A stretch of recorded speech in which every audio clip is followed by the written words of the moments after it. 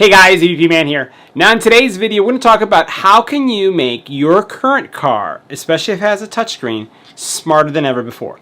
We're going to talk about technology that allows you to have Android Auto-like capabilities for those cars that don't have Android Auto. So if you have a car, so listen up, if you have a car that has a touchscreen, and that touchscreen, all it does is allow you to see your radio stations. That basically allows you to look at let's say the temperature of the air conditioning or heat in your car, and you'd like to step it up and be able to, let's say, have Google Maps, Netflix, yeah, you heard that right. What about YouTube, Spotify, all these other applications? Matter of fact, almost the entire Android ecosystem will be at your fingertips.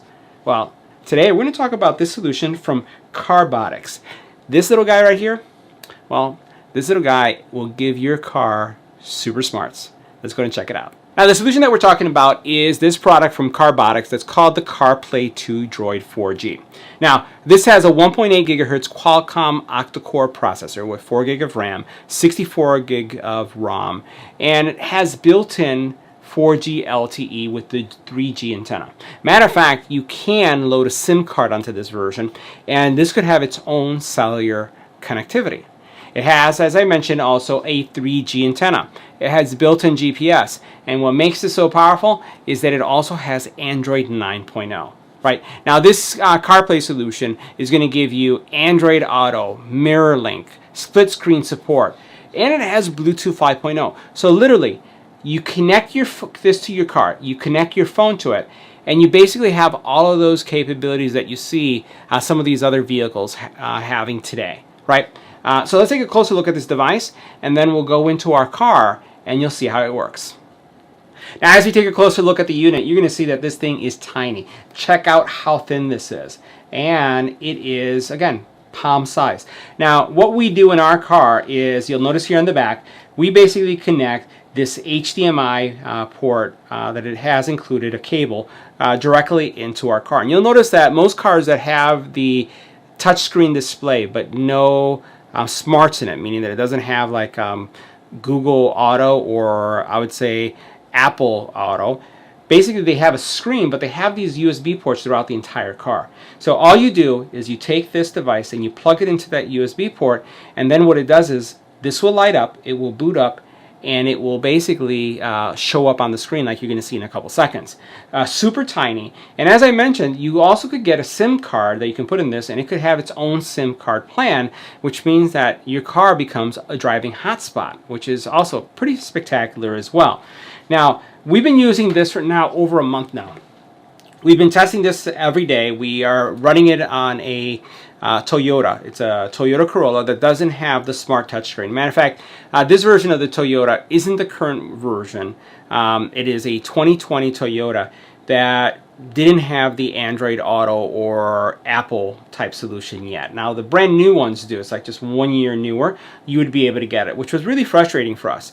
So this comes in, and now what we have is the full capabilities plus more. It's like we're actually the envy of our friends when it comes to how this works, because not only do I have the standard auto app, so you'll be able to have Waze on there, you'll be able to have Google Maps, but we also then have a whole host of other things, which, by the way, you can use the voice commands from Google as well for various things, right? So think about all the things that you can use on your phone, you'd be able to use it here. You'll be able to use your voice to dial. You'll be able to see people, your actually connectivity when you make the phone call, just like you have in some of these other systems. But what really sets this apart is the fact that it opens up the entire Android ecosystem to you.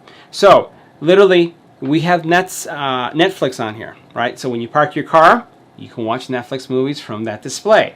We have also YouTube. You park your car, you can actually watch YouTube. You have a full browser. You have the Chrome browser on here. You basically have, think about all the streaming apps that you'd want are all available because they're available on the actual Android marketplace, because this is Android 9.0. Now, I've been using this in our car without the SIM card attached. And by the way, it does support having a micro SD, which means you can load stuff on there. So if you, for example, are just parked waiting for someone, you can either stream live content or you can load content that you have on the actual micro SD.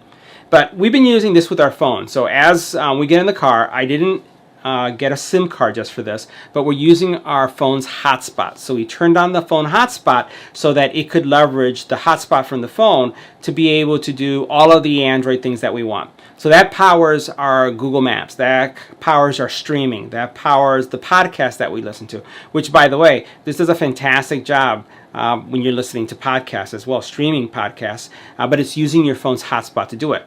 And as I mentioned one more time, you can have this completely independent by getting a SIM card and putting it right in. Now, a few seconds ago, I highlighted the back, and one thing I wanted to point out is these ports, right? So what you have is your standard micro SD. You also then have your SIM card slot, and then what you have is a USB-C connector, right? So that cable is connected to the car, and that's where, you know, everything just lights up. So what we'll do is we'll switch over to our car, and you'll be able to see what my experience is.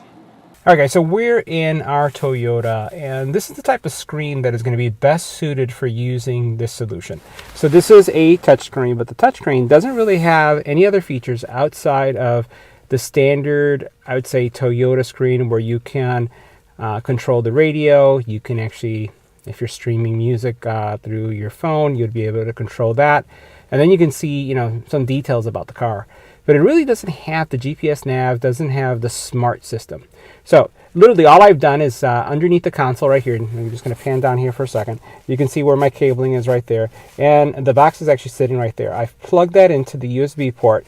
And what I'm going to do is I'm going to turn on the car next so that we can see kind of like what's the experience going to be like. Now I have the solution connected in our car already. So we're going to let it boot up. And you're going to see this is standard Toyota stuff, right? So you basically come to this screen and that is automatically kicked off. Now what should happen in a couple seconds, because I have the actual system connected, this screen should change in a couple seconds. All right, so there it goes. And you can see it says Apple AirPlay connected. I don't know why it does that, but it kind of uses that as the boot up message.